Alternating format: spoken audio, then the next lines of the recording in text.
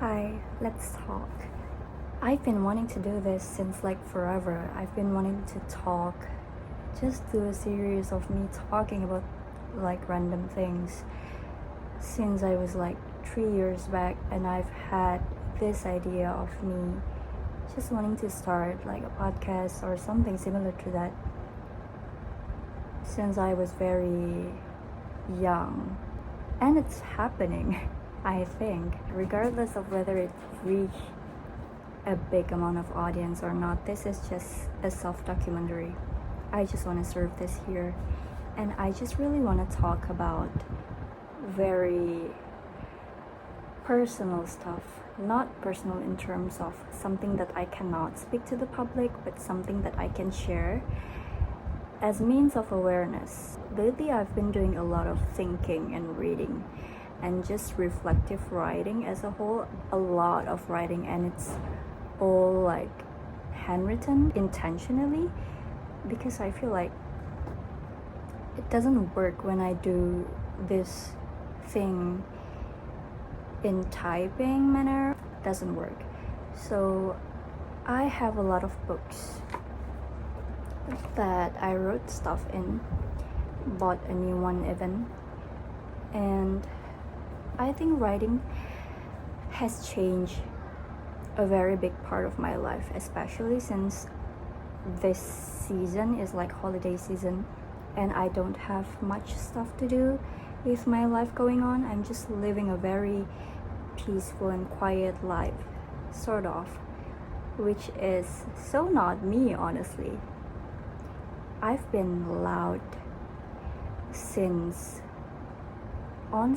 I was in high school, maybe even primary.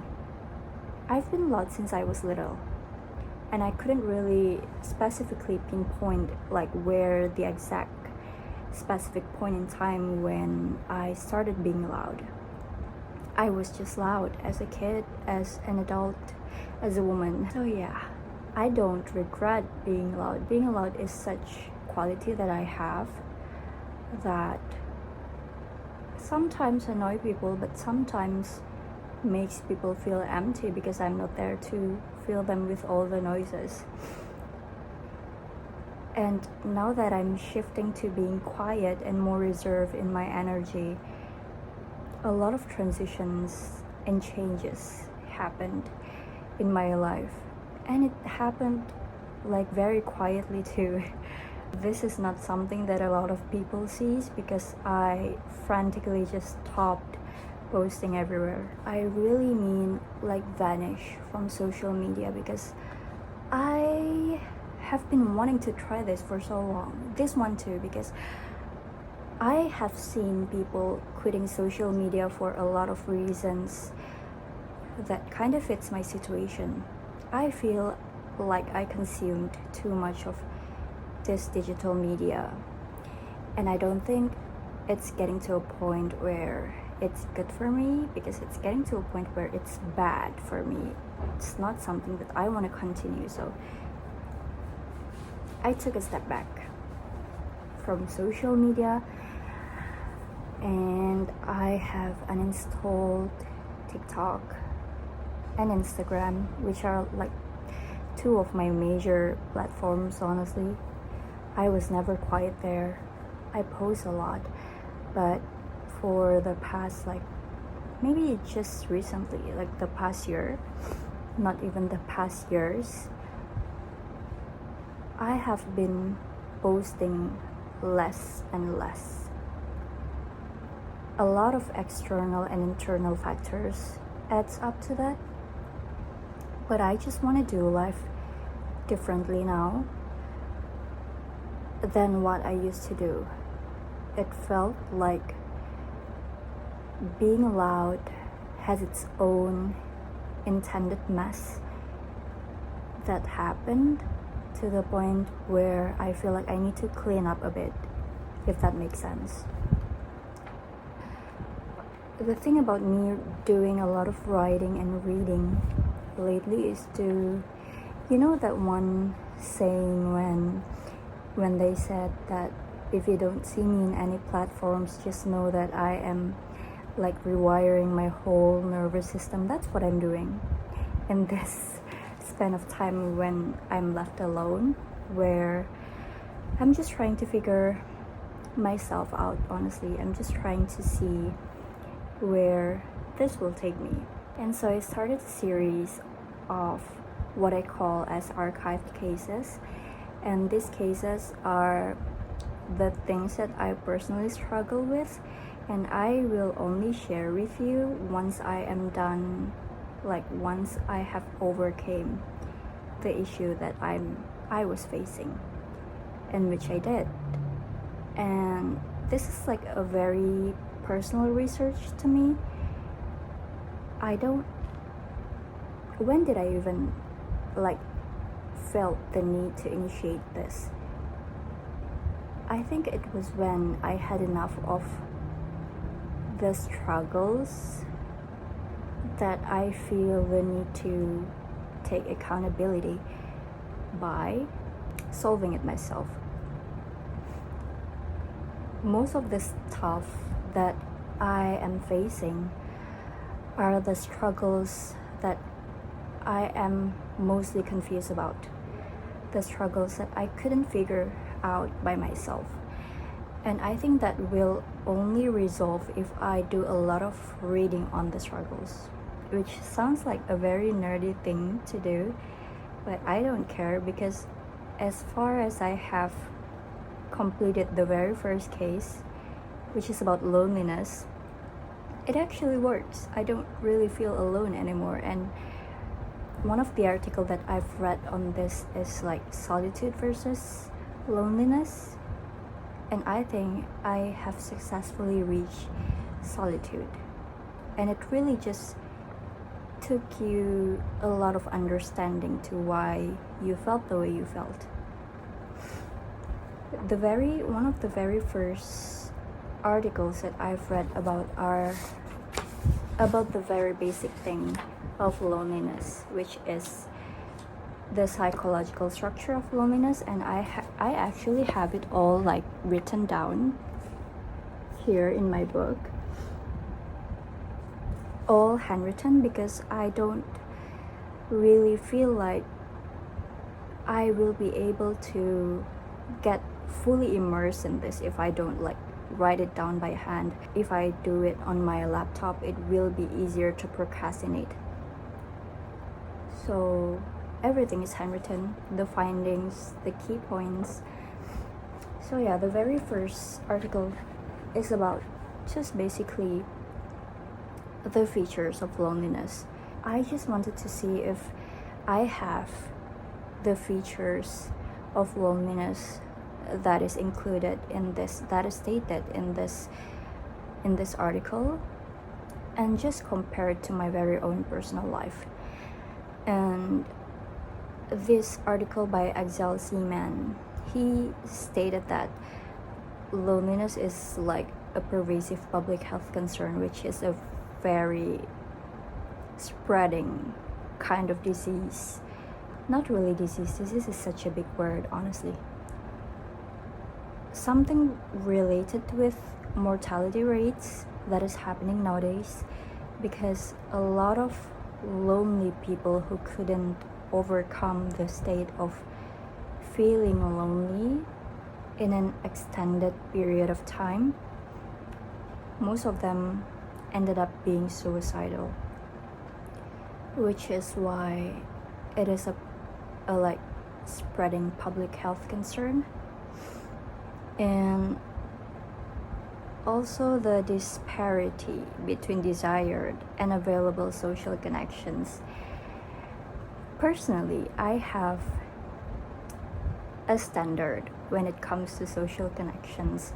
This is something that I have learned in a very harsh manner, because I used to be the one, I don't care about my boundaries before. Now that I think of it, I really don't care. I have not limited myself when it comes to socializing with people. I love meeting new people. I love being friends with people, getting close to people as deep as I can. That was a disaster. I didn't know what I was doing. In my head, I just thought of it like an adventurous moment where I could connect with people on a deeper level, but it comes with consequences, and it also comes with pros, obviously. But I feel like personally for me, as much as it was benefiting to people, it wasn't as benefiting to me. I didn't know how to balance things, and it's not on people because I didn't have boundaries. I really don't at first.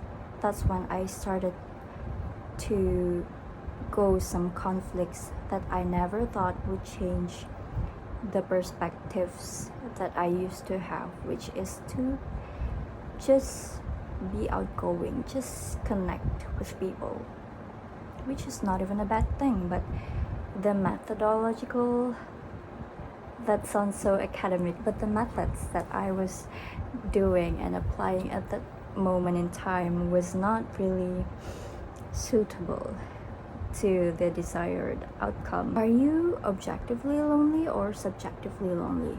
Because objective loneliness is like having very little social contact with others, while subjective loneliness is like you can have people around you and you can still feel lonely.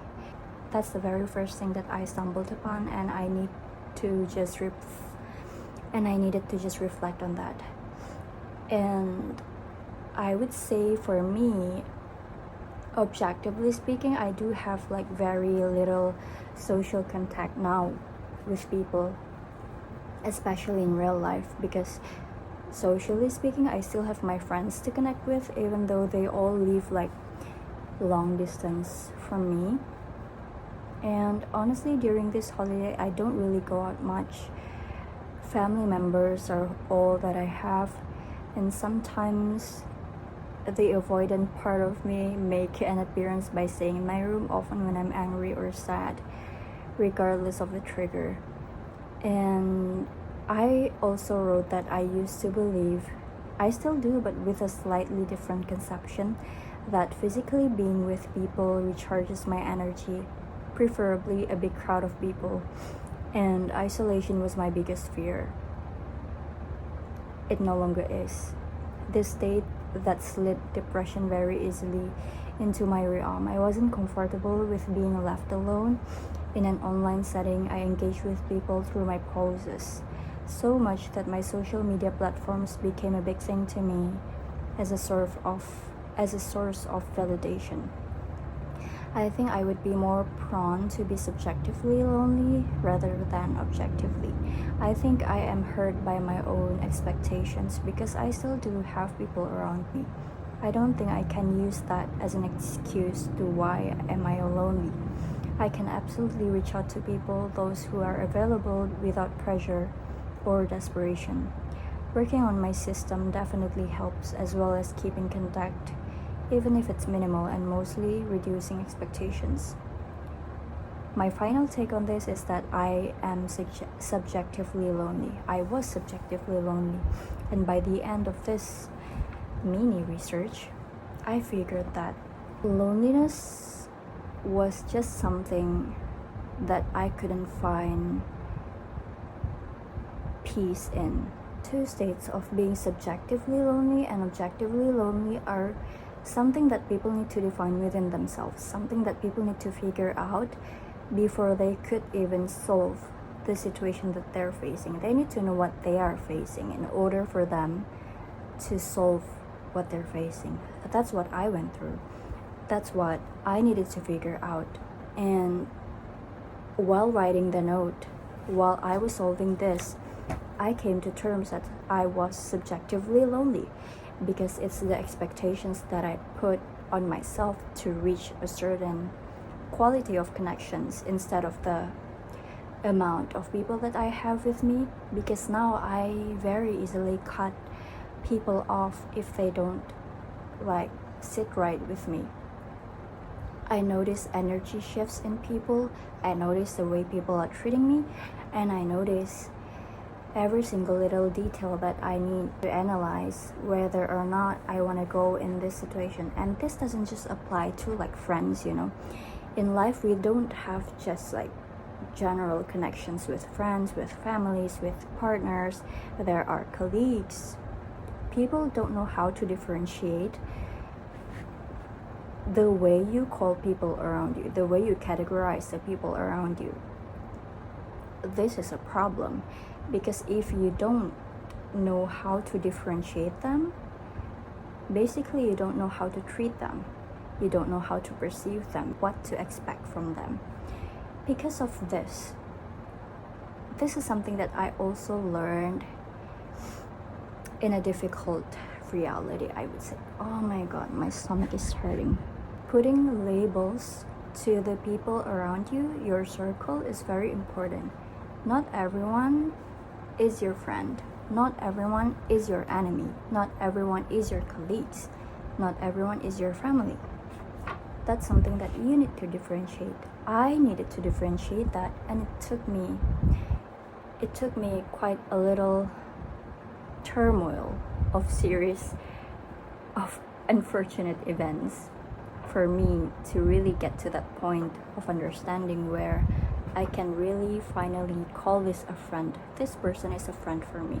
This person is not my friend, but I'm cool with her. I'm cool with him, but they're just not my friend. That is something that not a lot of people understands. This phrase stuck with me the moment I've read it. It stated here that not every hermit is lonely, but some socialites are. Which is so very true. I think for this very first video, I will only be able to talk about one of the article first, because I am actually experiencing a very severe period pain right now, period cramps. So I guess to just put like a big note to this before I continue with this tomorrow, I just want to say that the absence of social connection is not a necessity or a sufficient condition of loneliness. You don't really have to have social connection in order for you to feel less lonely. And that's something that I think I will discuss more on the next one. There are so much more to reveal in this little thing that I did for myself, but for now, with the consequences, this is the end of the video. I will see you on the next one, and thank you for listening.